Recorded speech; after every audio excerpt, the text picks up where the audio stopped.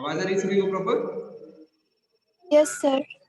अच्छा, तो 1857 रिवॉल्ट में हमने देखा था कि हमें बहुत हद तक सफलता नहीं मिली थी, और इसीलिए लोगों के दिमाग में ये बात भी चल रही थी कि लगातार अंग्रेजों से मुकाबला अगर करना है तो उसके लिए हमें कहीं ना कहीं एक पॉलिटिकल पार्टी की जरूरत पड़ेगी। हम एक राजनीतिक दल बनाएंगे, एक पॉलिटिकल पार्टी बनाएंगे। अब जब पॉलिटिकल पार्टी बनाएंगे, समूह बनाएंगे, तो फिर हम लोग क्या कर सकते हैं? हम लोग अंग्रेजों से लड़ने के लिए हमें कैसी लड़ाई लड़नी है? हमें युद्ध तो कहीं ना कहीं लड़ने से अच्छा हमें वैचारिक लड़ाई करनी है। हमें अपने विचारों से, अपने, है ना, हमें एक नया कॉन्सेप्ट, नया दिमाग, हमें हर मोर्चे पर अंग्रेजों को टोकना है, बोलना है कि आप भाई अंग्रेज हमारे यहाँ 1858 का जो एक्ट आया था, 1857 के बाद 1858 एक्ट आया था, नहीं आया था? तो 1858 एक्ट में क्या बताया गया था? ब्रिटिश गवर्नमेंट ने कंपनी को समाप्त कर दिया था, लेकिन हमारे ऊपर किसका शासन हो गया? ब्रिटिश गवर्नमेंट का शासन हो गया। यानी ब्रिटेन जो ब्रिटिश सरकार है वो हमारे ऊपर शासन कर रही है, सीधे सीधे सत्ता हासिल कर रही है। यानी कंपनी की मनमानी से परेशान ब्रिटिश गवर्नमेंट भी थी, ब्रिटेन में बैठी हुई सरकार वो भी कंपनी की मनमानी से परेशान थी। ठीक है, तो उसको एक मौका मिल गया, जब इतना बड़ा विद्रोह हुआ तो उसको भी एक मौका मिल गया ना, कंपनी के सारे अधिकार को क्या कर दिया? फिनिश कर दिया। साथ ही साथ भारत पर अपना सीधा नियंत्रण बना लिया। इसका मतलब ये था कि जो इंडिया की सॉवरेंटी थी, भारत की जो संप्रभुता थी, इंडिया की सॉवरेंटी कहाँ है? ब्रिटेन में है। यानी भारत में रहने वाले लोग, भारत के जितने भी लोग थे, भारत की जो संप्रभुता की बात करें, सॉवरेंटी एक वर्ड आता है, तो ये सॉवरेंटी किसके पास थी? ब्रिटेन के हाथ में थी, ब्रिटेन के पास थी। यानी भारत के साथ में क्या किया जाना है ये ब्रिटेन सोचेगा। भारत को किसी देश के साथ संबंध बनाना है कि नहीं बनाना है, ये सारा काम कौन सोचेगा? ब्रिटेन सोचेगा। यानी ब्रिटिश गवर्नमेंट ने पूरी तरह से भारत पर एक नियंत्रण बना लिया था। 1858 में एक्ट में बड़े बड़े लुभावने, है ना, बड़े बड़े लुभावने ऑफर दिए गए कि भाई जहां जहां कंपनी ने आपको अधिकार दिया हुआ था दे देंगे, है ना, किसानों को मुक्त कर देंगे, कुछ हमें राहत दिया था उन्होंने। लेकिन अब वो धीरे धीरे हमारे ऊपर नियंत्रण बनाना चाहते थे। वो चाहते थे कि यहाँ के लोग हमारी सत्ता को स्वीकार कर लें। वो ये चाहते थे कि हम ही यहाँ पर जीवन भर शासन करते रहे। वो ये मानकर बैठ गए थे कि भारत भी ब्रिटेन का एक क्षेत्र बन जाए, ब्रिटेन का भी एक एरिया बन जाए, भारत बन जाए, ऐसा उनके दिमाग में प्लानिंग चल रही थी। अब वो भारत को अपना ही अंग मान रहे थे। ठीक है ना, हम लोग अब सोच रहे हैं कि हाँ हमारी कंट्री में, लेकिन वो उनकी सोच क्या थी? उनकी सोच यही थी अब हम ब्रिटेन हमारा एक पार्ट वहां यूरोप में है ना, ब्रिटेन है, और एक पार्ट हमारा यहाँ हो जाएगा। तो वो इस हिसाब से सोच रहे हैं। बात समझ में आ रही है? तो इसके लिए हमें एक पॉलिटिकल पार्टी की बहुत जरूरत थी, जो एक राजनीतिक तौर पे हम बता सके कि हाँ हमारे देश में भी कुछ नेता हो सकते हैं, लीडर हो सकते हैं, क्योंकि लीडर भी तो नेतृत्व करते हैं ना भाई। एक बहुत बड़ी भीड़ का नेतृत्व कौन करेगा? लीडर करेगा। तो जो विचार हैं, जो आदर्श हैं, जो आइडियल्स हैं, जो कॉन्सेप्ट है, वो भारतीय क्या सोचते हैं, आप कहाँ कहाँ गलती कर रहे हैं, ये सब कुछ जताने के लिए अंग्रेजों के लिए एक पार्टी का गठन होता है, इंडियन नेशनल कांग्रेस, आईएनसी, जिसको शॉर्ट फॉर्म में हम कहते हैं। इसलिए हम लोगों ने धीरे धीरे प्रयास किया। ठीक है, ये महत्व आपको समझ में आया होगा। अब हेडिंग है हमारी नेशन इन द मेकिंग। अब देखिए इस हेडिंग में हमें क्या पढ़ने वाले हैं? इस नेशन इन द मेकिंग में हम एक राष्ट्र बन रहा है, राष्ट्र बन रहा है। मैंने आपको जब सिविक्स पढ़ाया था तभी मैंने आपको बताया कि नेशन का मतलब क्या होता है, बताया था ना। नेशन का मतलब मैंने बताया था कि नेशन का मतलब बताया था ना मैंने, नहीं बताया? बताइए, पिछले वीडियो जो सुने होंगे वहां पर मैंने नेशन का मतलब बताया था। नेशन का मतलब बताया था मैंने, नहीं बताया था? बताइए मनोज्ञा। Yes sir. बताओ बेटा, नेशन क्या होता है? राष्ट्र। राष्ट्र किसे कहेंगे? राष्ट्र सर राष्ट्रवाद। सर राष्ट्रवाद। राष्ट्रवाद तुम आगे पहुंच गए, नेशन के भी आगे पहुंच गए। मैं नेशन ही पूछ रहा हूँ। मैंने आपको जब सिविक्स पढ़ाया था, सिविक्स के दौरान मैंने आपको बताया था, ध्यान से सुन लीजिए, सभी स्टूडेंट्स सुन लीजिए ध्यान से। छोटी छोटी बातें हैं, सुन लेते हैं हम लोग, गौर नहीं करते हैं। लेकिन नेशन का मतलब है, राष्ट्र का मतलब होता है जब उस देश, किसी भी देश के रहने वाले व्यक्ति, किसी भी देश के रहने वाले व्यक्ति अपनी कास्ट को, अपने रिलीजन को, अपने किसी, अपने रिलीजन है, दूसरा रिलीजन है, अपनी हमारी कास्ट है, किसी दूसरे की कास्ट है, रिलीजन को, कास्ट को, है ना, बाकी जो रेसिज्म है, इन सबको भूलकर अपने देश के बारे में सोचे, अपने क्षेत्र को छोड़कर, अपने एरिया को ना सोचे, केवल हमारा एरिया डेवलप हो जाए, हमारा चित्रकूट डेवलप हो जाए, बाकी जो बगल वाला डिस्ट्रिक्ट वो डेवलप ना हो, हमारा उत्तर प्रदेश डेवलप हो जाए, मध्य प्रदेश डेवलप ना हो, ठीक है, हम हमारा ये जो नॉर्थ इंडिया है ये डेवलप हो जाए, हमारा साउथ इंडिया डेवलप ना हो, दूसरा साउथ इंडिया। तो इन सब चीजों से दूर होकर, इन सब चीजों से परे, है ना, जब हम अपने केवल देश के बारे में सोचते हैं, अपनी कंट्री के बारे में सोचते हैं कि सबसे पहले हमारा कंट्री डेवलप होना चाहिए, बाकी बात की चीजें, कंट्री सबसे पहले प्रायोरिटी देते हैं। तो जब किसी कंट्री, है ना, the people of the country, हम कह सकते हैं कंट्री में रहने वाले जो लोग हैं, when we think about the only and only about our country, जब अपनी कंट्री के बारे में सोचते हैं, तब हम उसे राष्ट्र कहते हैं। क्या बोलते हैं? उसे हम एक राष्ट्र कहते हैं कि अब ये क्या है, अब एक राष्ट्र है। एक राष्ट्र में रहने वाले लोग अपने केवल एक कंट्री के बारे में सोचते हैं। अब यहाँ पर क्या सर है, आपने डेफिनेशन बताया। हाँ, यहाँ पर एक मैंने बताया कि a nation in the making, मैंने बताया नेशन इन द मेकिंग, इसका मतलब क्या है? नेशन इन द मेकिंग का मतलब ये कि भारत में उस समय बहुत सारे समस्याएं थी। मैंने आपको वुमेन कास्ट एंड रिफॉर्म भी पढ़ाया था चैप्टर 9 में। आपने देखा था कि सोसाइटी हमारी कितने भागों में बटी हुई थी, है ना। ब्राह्मणवादी मैंने आपको सिस्टम समझाया था कि वहां पर किस हिसाब से सिस्टम बना हुआ था, जाति पात कितना था, सती सिस्टम पढ़ाया था, है ना।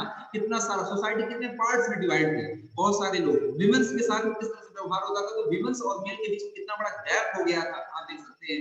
सोसाइटी में कितना बड़ा गैप हो गया था, सोशल रिफॉर्मर अलग काम कर रहे थे, देश में अलग अलग टुकड़ों में बहुत सारी चीजें बटी हुई थी, ठीक है ना।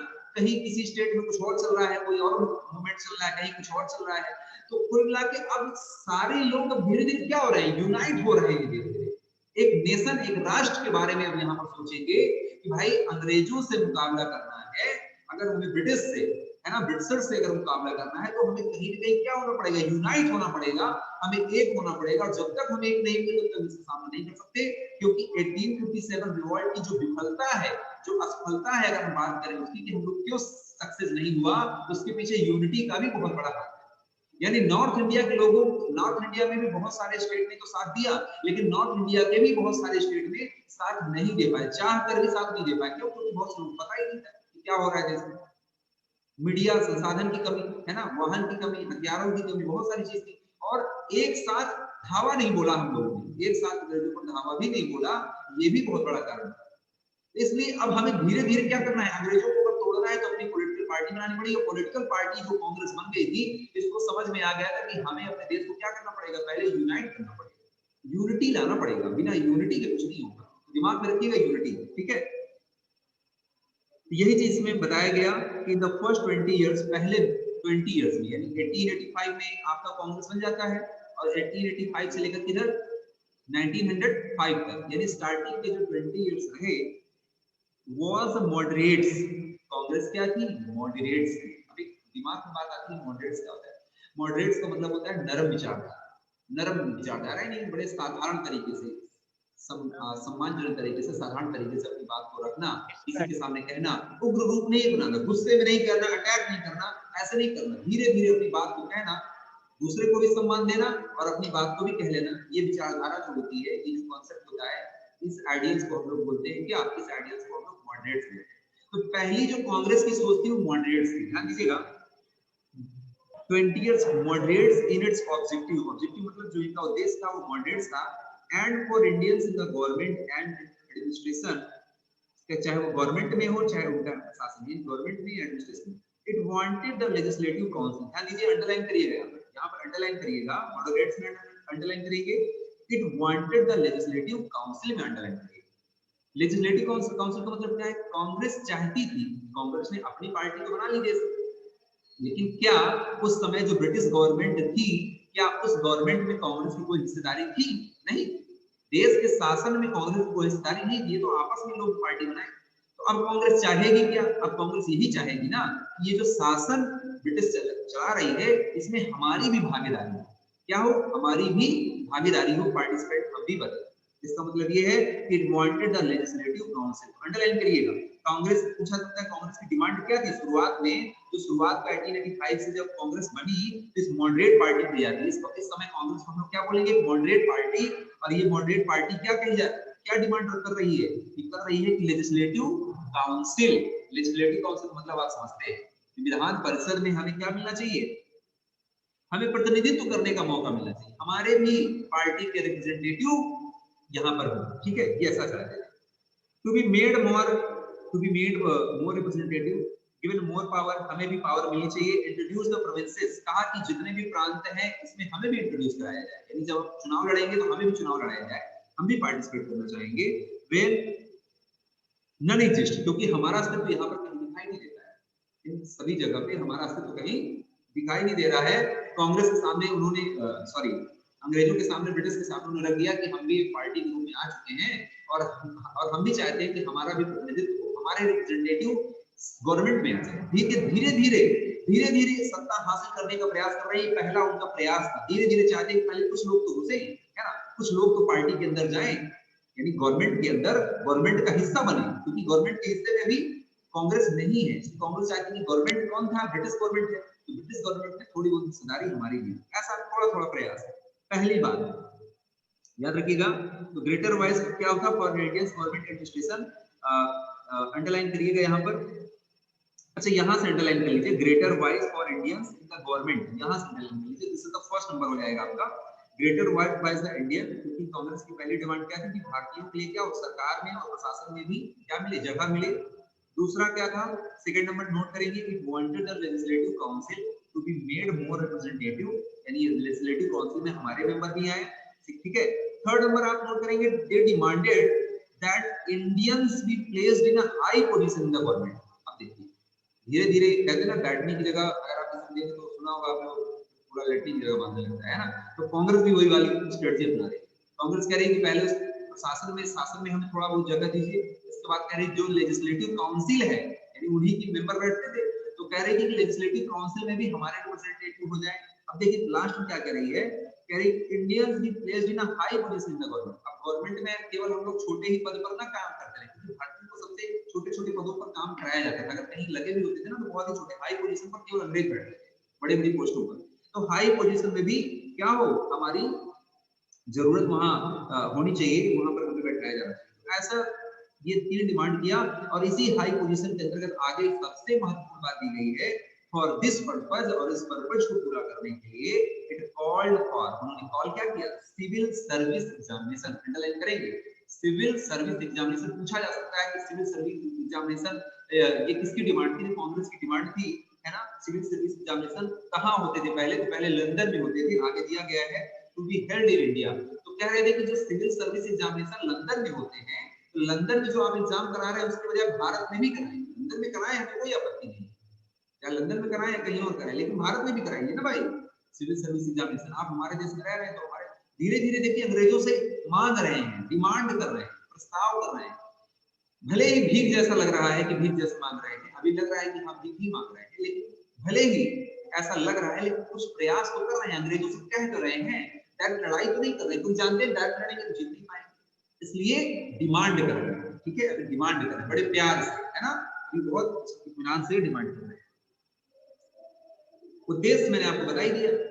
तो देखिए अगला सेकंड पैराग्राफ कहता है, the demand for Indianisation of the administration was part of movement against racism. वो ये चाहते थे कि जो इंडियनाइजेशन है, इंडियनाइजेशन का मतलब भारतीयकरण, यानी उनका मतलब ये था कि जो प्रशासन में अगर हमें थोड़ा बहुत भी अगर सपोर्ट मिल जाएगा ना, तो हमारा जो भारतीयकरण है ना ये मजबूत हो जाएगा। इंडियनाइजेशन क्या कहते हैं, demand for Indianisation of the administration, यानी एडमिनिस्ट्रेशन में भारतीयों की सोच रहे थे कि ज्यादा से ज्यादा दखलंदाजी हो, यानी हर पोस्ट पे जाए तो कहीं ना कहीं कोई ना कोई भारतीय बैठा हो। जैसे अगर हम कहीं रेवेन्यू डिपार्टमेंट में जा रहे हैं तो रेवेन्यू डिपार्टमेंट में हमारा कोई भारतीय हो, अगर हम कोर्ट में जा रहे हैं, कोई हमारा मुद्दा अगर कोर्ट में चला गया तो वहां भी कोई ना कोई भारतीय बैठा हो, पुलिस में है तो वहां भी कोई ना कोई भारतीय बैठा हो, ठीक है। ऐसा वो चाह रहे थे कि हर जगह कहीं ना कहीं कोई ना कोई भारतीय मौजूद हो। पहले धीरे धीरे हमारे जो भारतीय वो कुछ पोस्टों में तो आए, है ना, तभी तो फिर हम उन्हीं के ऊपर अटैक, भाई किसी के घर में घुसकर अटैक करने में ज्यादा आनंद आएगा बाहर से अटैक करने के बजाय। पहले घुस जाइए फिर तो कमजोरी हो जाएगा, ठीक है। सारी रणनीतियां, स्ट्रेटजी क्या चल रही है, सब कुछ तो भारतीय है तो भारतीय की मदद करेंगे। तो इसलिए तो ठीक है, रेसिज्म के खिलाफ, since most important jobs at the time were monopolised by white, है ना, monopolised by white officials and the British, क्योंकि ज्यादातर जो पोस्ट थी उस पर कब्जा किसका था, उस पर अंग्रेजों का ही कब्जा था। मोनोपोलाइज्ड यहाँ का मतलब यही है, मोनोपोलाइज्ड का मतलब होता है एकाधिकार, ठीक है। एक अधिकार केवल अंग्रेजों के हाथ में था। समझ में आ रहा है सभी को? एक बार बता दें फिर आगे बढ़ जाते हैं। Yes sir. Yes sir. हाँ, ध्यान से सुनते रहिएगा, पैराग्राफ्स बस देखते रहिए बस, ठीक है। पेज टर्न ओवर करेंगे, नेक्स्ट पेज में आ जाइए। इंडियन सिविल सर्वेंट में थे लेकिन बहुत ही लोवेस्ट पोस्ट में थे सिद्धि, ठीक है। सिद्धि का प्रश्न था कि सिविल सर्विस में क्या भारतीय कोई सर्वेंट नहीं थे, बिल्कुल थे, लेकिन उस समय बिल्कुल लोवेस्ट पोस्ट में थे, ठीक है। इसलिए हाई पोजीशन पर इसकी मांग रखी है। शुरुआत में तो कोई नहीं था, धीरे धीरे कुछ आए, लेकिन ना के बराबर आप कह सकते हैं, इसलिए डिमांड रखी है। देखिए फिर इसके बाद नेक्स्ट पेज में देखेंगे, इस यहाँ पर हूँ मैं, ठीक है। और यहाँ पर है official and the British generally assumed that the Indians could not be given a position of responsibility। British क्या करते थे, ज्यादातर रिस्पांसिबिलिटी नहीं देते थे, ठीक है। Since British officers were sending a major part of their large salary home, Indianization। अब देखिए ये बहुत इंपॉर्टेंट बात होती है, समझने के लिए बहुत इंपॉर्टेंट है कि ब्रिटिश बड़ी बड़ी पोजीशन पर थे, उनको सैलरी मिलती थी, तो ब्रिटिश वालों को जो भी सैलरी मिलती थी उस सैलरी का एक बहुत बड़ा हिस्सा उनको ब्रिटिश गवर्नमेंट भेज देती थी, ब्रिटिश सरकार के पास भेजते थे। सैलरी का एक बहुत बड़ा हिस्सा कहाँ भेजते थे, ब्रिटिश सरकार। तो जब अंग्रेज, देखिए पॉलिटिकल पार्टी जो कांग्रेस की, वो क्या चाह रही है, वो ये चाहती है कि जब बड़ी बड़ी पोस्टों पर भारतीय हो जाएंगे, जब उनको सैलरी मिलेगी, इसका मतलब ये कि भारत का कुछ धन तो भारतीयों के पास रहेगा, भारत का सारा धन तो ब्रिटेन नहीं जाएगा। देखिए सोच कितनी अच्छी थी। वो इसलिए भी चाहते थे कि धीरे धीरे इनके शासन में हम लोग भी अपनी जगह बना ले, है ना, बाद में कल के दिन अटैक करेंगे, रिवॉल्ट करेंगे, तो है ना, हर जगह हमारे लोग मौजूद रहेंगे। दूसरा चीज, भारतीयों के द्वारा जो यहाँ पे लोग पैसा कमा रहे हैं, जब हमारे ही भारतीय रहेंगे तो वो स्वयं संपन्न हो जाएंगे, उनके पास भी पैसा रुपया आएगा। यही बात इसमें दी गई है कि ब्रिटिश जो ऑफिसर होते थे ना, वो sending major part of their large salary home का मतलब वही ब्रिटेन पर भेजते थे, ठीक है।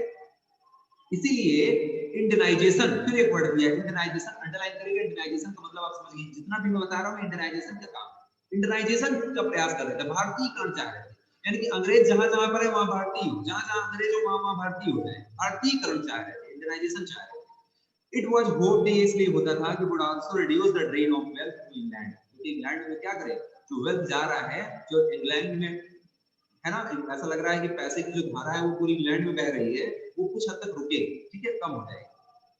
अदर डिमांड्स, जो उनकी दूसरी डिमांड्स थी वो क्या थी, वो भी इंपॉर्टेंट है, अंडरलाइन कर लीजिएगा यहाँ पे। Other demands included the separation of the judiciary, बहुत इंपॉर्टेंट है जुडिशरी, मैंने आपको कल पढ़ाया है, और जुडिशरी यहाँ पर फिर से आके आप समझ सकते हैं कि सेपरेशन, जुडिशरी का सेपरेट होना कितना इंपॉर्टेंट है।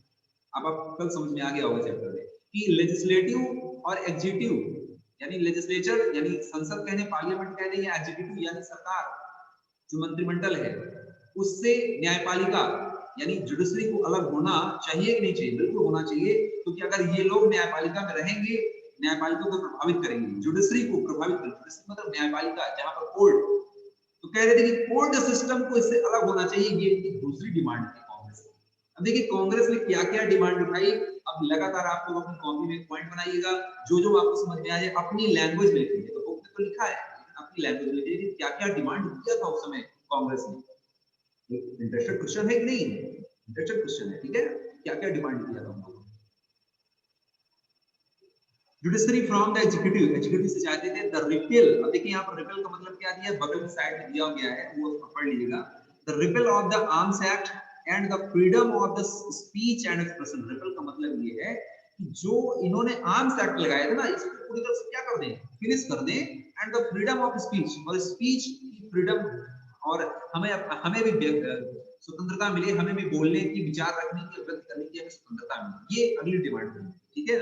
रिपील का मतलब क्या होता है, to undo the law officially and the validity of the something such as law, यानी कोई भी कानून जो आर्म्स एक्ट बना था ना, उसके एंडिंग की बात कर रहे हैं, उसको भी समाप्त कर दिया है, साथ ही साथ हमें बोलने की आजादी है, यानी वर्नाकुलर प्रेस एक्ट जो लगा था उसको भी खत्म करने की बात कह रहे हैं। धीरे धीरे देखो सब डिमांड रख रहे हैं, अंग्रेजों ने जो काम किया उसी के बारे में सब डिमांड रख रहे हैं। अब क्या इतनी सारी डिमांड जो कांग्रेस ने रखी, क्या ये सारी बातें मानेगा ब्रिटिश, देखते हैं आगे, है ना। The early Congress also raised a number of economic issues, है ना, अर्ली जो शुरुआती कांग्रेस, ये अर्ली कांग्रेस क्यों लिखा, इस बात को समझिए। अर्ली कांग्रेस का मतलब देखिए, कांग्रेस आगे चल के अभी दो भागों में बटे, मैं आपको थोड़ा सा आगे का बता दे रहा हूँ, कांग्रेस दो भागों में बढ़ने वाली है, इसीलिए अभी स्टार्टिंग में लिखा है अर्ली कांग्रेस।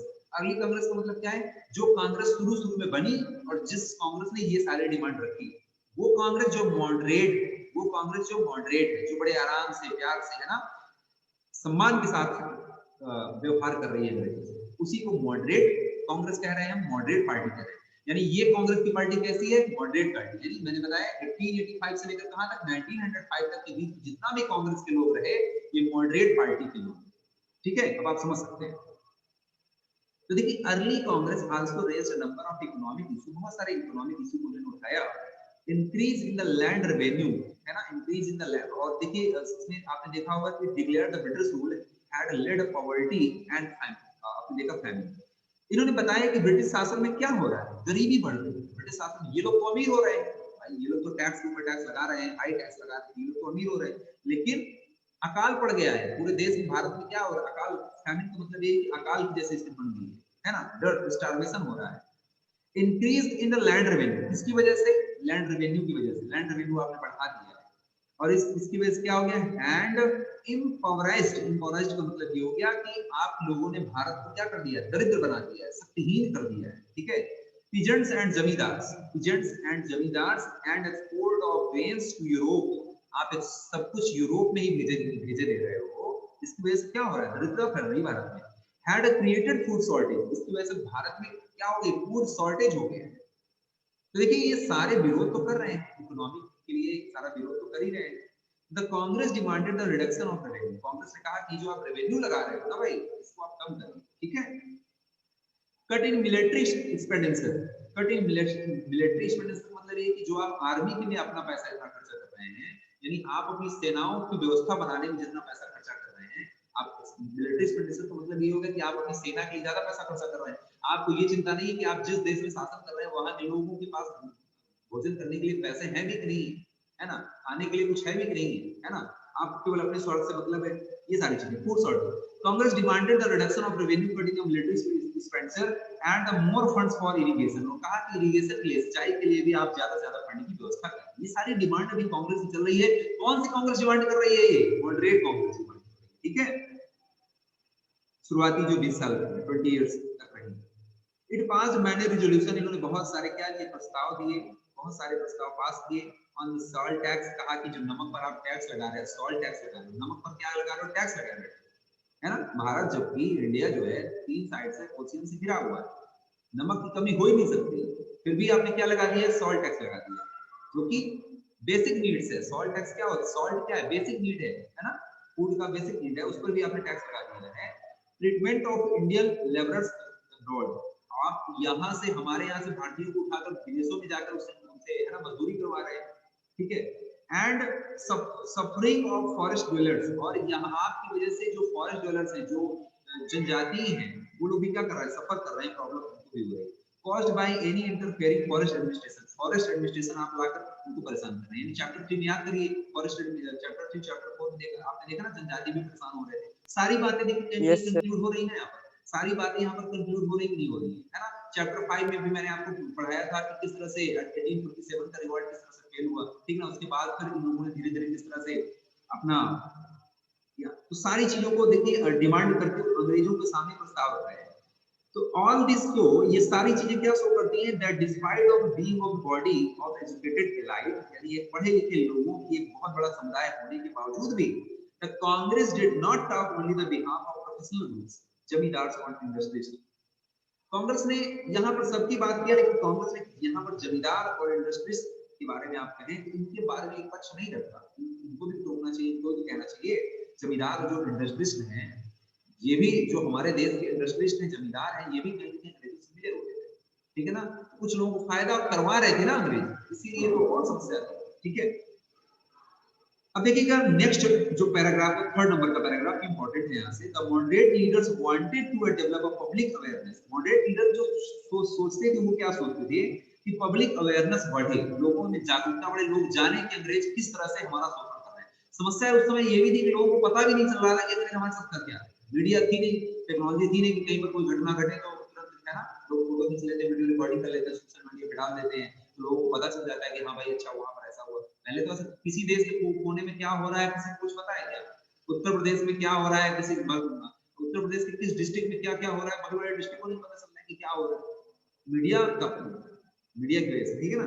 तो मॉडरेट लीडर की सबसे पहली जो प्रायोरिटी थी वो यही थी कि लोगों में क्या बढ़े, अवेयरनेस बढ़े, लोगों को जानकारी हो इन सब चीजों के बारे में। तो घूम घूम कर सारी चर्चाएं करते थे, ठीक है, अवेयरनेस फैलाते थे about the unjust nature of the British rule. क्यों? क्योंकि वो यूनिटी चाहते थे। मैंने आपको पहले ही बताया ये सारा कुछ क्यों कर रहे हैं, यूनिटी के लिए कर रहे हैं। डिमांड रख रहे हैं अंग्रेजों के सामने और अपनी रखी हुई डिमांडों को लोगों के सामने बता रहे हैं कि भाई देखिए हम ये सब डिमांड अंग्रेजों से कह रहे हैं, मान रहे हैं, आप लोग भी हमारा साथ देंगे कि नहीं देंगे, ठीक है। तो लोग भी सपोर्ट कर रहे हैं। दे पब्लिश्ड अ न्यूज़पेपर, उन्होंने न्यूज़पेपर, अब देखिए यहाँ से उनको समझ में आ गया कि ज्यादातर घूम घूम कर काम कहाँ करते रहेंगे, न्यूज़पेपर निकाला उन्होंने। दे पब्लिश्ड, भाई न्यूज़पेपर में एक गांव में कम से कम अगर एक लोग भी पढ़ा लिखा निकल जाएगा तो पूरी पेपर को पढ़ के पूरे गांव वालों को बता देगा कि नहीं बता देगा, इतना तो हो ही सकता है ना। तो उन्होंने क्या किया, दे पब्लिश्ड अ न्यूज़पेपर, न्यूज़पेपर पढ़े, पब्लिश किया, सॉरी, रोड आर्टिकल्स, उन्होंने कई आर्टिकल्स लिखे, है ना, showed how British rule was leading to the economic ruin of the country। उन्होंने बताया कि ब्रिटिश शासन ने हमारी देश की अर्थव्यवस्था को किस तरह से बर्बाद कर दिया है। आप लोगों को पता भी यकीन नहीं, आप लोगों ने ये जान रहे हैं कि हाँ अंग्रेज शासन कर रहे हैं, लेकिन ये नहीं पता चला कि हमारे देश कितना खोखला हो रहा है, ठीक है, ये आपको नहीं पता चला है। They criticize the British rule, उन्होंने ब्रिटिश रूल को क्रिटिसाइज करते हुए their speech and sent representative to different parts of the country, अपने जो रिप्रेजेंटेटिव है उनको अलग-अलग देश के अलग-अलग भागों में भेजा। भाई देश को यूनाइट करना है ना, एक संगठन मिलाना है। And sent a representative to the different parts, है ना, to mobilize the public opinion, वो मोबिलाइज करना चाहते हैं। मोबिलाइज का मतलब क्या है, यूनिटी बनाना, लोगों को लामबंद करना, इकट्ठा करना, लोगों को एक ही विचारधारा के अंदर तक जोड़ना है। यानी देश में कोई व्यक्ति कहीं भी रह रहा हो लेकिन उसकी सोच एक होना चाहिए, मोबिलाइज करना होता है। मोबिलाइज करने का मतलब आप एक विचारधारा के अंदर तक लोगों को जोड़े, इकट्ठा करें, इसी को मोबिलाइज करना कहते हैं, ठीक है ना। लामबंद करना यानी एकत्रित होना, पब्लिक ओपिनियन के माध्यम से, एक तरह से सेना अपनी बढ़ा रहे हैं, लोगों की जनसंख्या बढ़ा रहे हैं, ठीक है। क्योंकि समस्या आपके सामने मैंने बता दिया है कि उस समय क्या समस्या है, उस हिसाब से सोचकर आप लोगों को पढ़ाई करना चाहिए। आप लोग अभी के हिसाब से सोच के समझेंगे ना तो नहीं समझ में आएगा। आप लोग उस समय सोचेंगे देश की उस समय व्यवस्था क्या रही होगी, ये उस समय की बात है जिस समय मीडिया बिल्कुल जीरो था। उस समय थोड़े थोड़े न्यूज़पेपर को पब्लिश किया जा रहा है, लोगों में एक गांव में कुछ लोग पढ़े लिखे लोग वही पढ़ के सारी न्यूज को फैला रहे हैं। कांग्रेस पार्टी बनी, वो क्या काम करे, डिमांड रख रही है, साथ ही साथ अपनी रखी हुई डिमांडों को चारों तरफ प्रचार प्रसार करके लोगों तक फैला रहे हैं, ठीक है। दे फेल्ट, महसूस करते थे। अच्छा, इनका सबसे जो इंपॉर्टेंट लाइन है वो आप और अंडरलाइन कर लीजिएगा यहाँ से। दे फेल्ट यानी दे फेल्ट का दे किसके लिए आया है, मॉडरेट कांग्रेस के लिए आया है। दे किसके लिए आया है यहाँ पर, मॉडरेट कांग्रेस के लिए आया है। मॉडरेट कांग्रेस जो थे, जो शुरुआत के जो कांग्रेस पार्टी के जो सदस्य रहे, अध्यक्ष रहे, ये महसूस करते थे कि British had respect for the ideals of freedom and justice. सोचते थे कि ब्रिटिश जो है ना इतनी बुरी नहीं है, हम अगर अपनी बातों को अच्छे से रखेंगे, अपनी बातों को अच्छे से रखेंगे, है ना, तो ये हमारा सम्मान करेंगे। अगर हम सम्मान तरीके से अपनी बात को रखेंगे तो हमारी बात को सुनेंगे भी, ऐसा नहीं है कि हमारी बातों को नहीं सुनेंगे, ठीक है। तो they would accept the just demands for the Indians, what was necessary, ये सोचेंगे कि हाँ भाई इन लोगों के लिए कोई जरूरत है। Therefore इसलिए was to express their demands, इन्होंने जो अपनी डिमांड रखी and make the governments aware of the feeling of the Indians, इन्होंने गवर्नमेंट को ये बताने की कोशिश की, ब्रिटिश गवर्नमेंट को, अब देखिएगा पूरा सारा समझ में आया, इन्होंने ये बताने की कोशिश की कि भारतीय सोचते क्या हैं आपके प्रति। पहले सब जगह लोगों को बता रहे हैं कि आप ऐसा ऐसा कर रहे हैं, कांग्रेस के जो लोग और ये जो ब्रिटिश हैं, ब्रिटिश भारत बर्बाद कर रहे हैं, सब लोगों को जानकारी दे रहे हैं। इसके बाद फिर अंग्रेजों को भी बता रहे हैं, भैया आपके बारे में कोई अच्छा सोच नहीं रहा है, देश क्या सोच रहा है। अब देखिए देश की सोच भी यही बदल रहे हैं और देश की सोच को लोगों से बता, सॉरी ब्रिटिश से बता भी रहे हैं।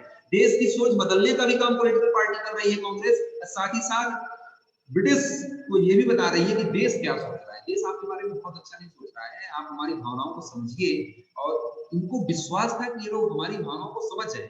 सबसे बड़ी प्रॉब्लम थोड़ा सा यहाँ पर ये हो, इनको ये लग रहा था कि बड़े आराम से ब्रिटिश क्या करेंगे, हमारी भावनाओं को, भारतीय की भावनाओं को समझेगी, ये इनकी फीलिंग थी, खुद की भी फीलिंग, ठीक है।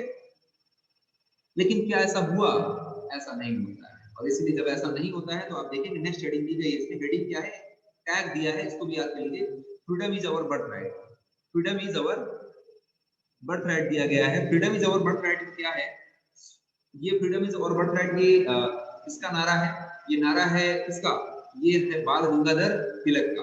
बाल गंगाधर तिलक सीधे सीधे कहते हैं कि स्वतंत्रता हमारा जन्मसिद्ध अधिकार है। अब यहाँ से जो कांग्रेस के सदस्य आएंगे वो अटैकिंग वाले होंगे, यानी कांग्रेस में भी अब जो लोग शामिल हो रहे हैं या जो कांग्रेस की विचारधारा जो पूरे देश में फैल रही है उससे कुछ लोग इत्तेफाक नहीं रखते हैं।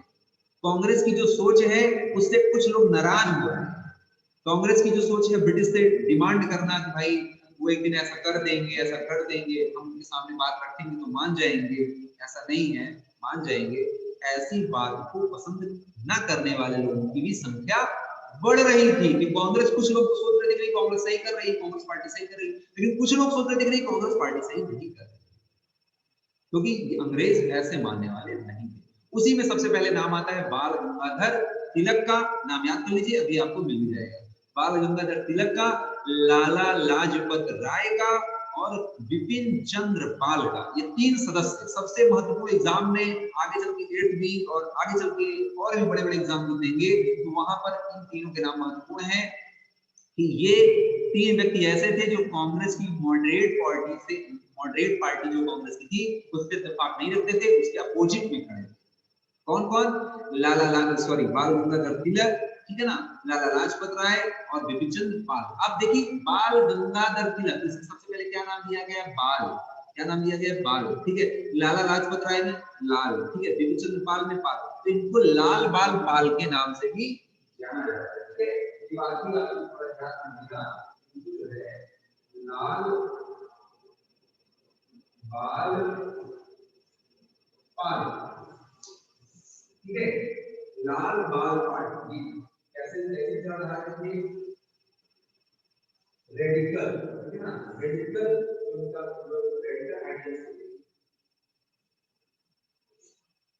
रेडिकल आइडिया से थे, यानी उग्रवादी विचारधारा। रेडिकल का मतलब क्या हो गया? रेडिकल का मतलब हो गया उग्रवादी विचारधारा से थे। समझ में आ रही सभी को? अब देखिए इसी पैराग्राफ में देखेंगे, by the 1890s many Indians began to raise the question about the political style of the Congress। यही चीज मैंने बताया, यही चीज मैंने आपको बताया कि 1890 के दशक में बहुत सारे जो इंडियंस थे began to raise the question about the political style of Congress, यानी कांग्रेस की पॉलिटिकल स्टाइल पर क्वेश्चन मार्क लगा रहे हैं, खड़ा कर रहे हैं, क्वेश्चन मार्क खड़ा कर रहे हैं। भैया ये चीज सही नहीं लग रही है जो आप इतना डिमांड में बड़े प्यार से डिमांड कर रहे हैं ना, ये इतने प्यार के भूखे नहीं, ठीक है ना। बंगाल, महाराष्ट्र, देखिए ध्यान दीजिएगा, यहाँ से important, Maharashtra, Bengal, in Bengal, Maharashtra and Punjab. तो मैंने जो तीन नाम बताए आपको, तो बंगाल में कौन आ जाएगा? आगे देखिए क्या दिया है, in Bengal, Maharashtra and Punjab leaders such as Bipin Chandra Pal. तो बिपिन चंद्र पाल कहाँ के? बंगाल के। याद रख लीजिए, याद लीजिए, हालांकि बुक में दिया गया है, समझते जाइए। बिपिन चंद्र पाल कहाँ से रिलेटेड करते हैं? बंगाल से। बाल गंगाधर तिलक कहाँ के हैं? महाराष्ट्र के। लाला लाजपत राय, लाला लाजपत राय कहाँ के? पंजाब के। तीनों नाम याद हो गए, इनका प्लेस भी याद हो गया, तीनों कहाँ कहाँ के? पंजाब, महाराष्ट्र और बंगाल। लाल बाल पाल, ठीक है, स्टाइल भी है, लाल बाल पाल पूछा प्रश्न भी है, लाल बाल पाल के नाम से जाने के तीनों व्यक्ति के नाम बताओ। तो सिंपल सा इनके नाम के साथ में ही लगा रहता है, तो आप बड़े आराम से सर्च कर लेंगे। और याद भी रख लीजिए कि ये तीनों कैसे थे? रेडिकल पार्टी के थे, रेडिकल आइडियाज के थे। कांग्रेस की विचारधारा जो अभी चल रही है उससे जस्ट इत्तेफाक नहीं रख रहे थे, अपोजिट में खड़े थे। पॉलिटिकल जो स्टाइल था कांग्रेस का उससे इन्होंने, तो देखिएगा इन्होंने क्या किया, were beginning to explore the more radical objective. अभी पूरी बात हो जाने दीजिए फिर पूछिएगा, ठीक है। Radical objective, to explore the more radical objective, यानी इनके जो उद्देश्य थे वो कैसे थे? Radical objective. अंडरलाइन करिएगा, इनका जो उद्देश्य था क्या था? Radical objective. वहां पर क्या पढ़ा था आपने ऑब्जेक्टिव? Moderate objective. अंडरलाइन करिएगा, वहां भी और यहाँ भी मॉडरेट ऑब्जेक्टिव, और इनका ऑब्जेक्टिव क्या है? रेडिकल ऑब्जेक्टिव, यानी उग्र विचारधारा, ठीक है ना। एंड मेथड्स, उनका जो मेथड्स था, they criticize the moderates for their political affairs। उन्होंने आलोचना किया moderates पार्टी की for their politics of prayers। कहा कि आप हाथ जोड़कर उनसे हमारे ही देश में रह रहे हैं और हम उनसे विनती करके उनसे लें, है ना, हमारे देश में रह रहे हैं, ये उपनिवेश बनाए हैं, कॉलोनी बनाए हुए बैठे हैं, और हम इनसे हाथ जोड़कर विनती करके हम इनसे शासन लें। हम विनती नहीं करेंगे, ठीक है ना, हम अपनी बात को रखेंगे, नहीं मानेंगे तो हम अटैक करेंगे। ये एक विचारधारा है रेडिकल, ठीक है, political affairs. And emphasise the importance of self reliance and constructive work. उन्होंने कहा कि हम क्या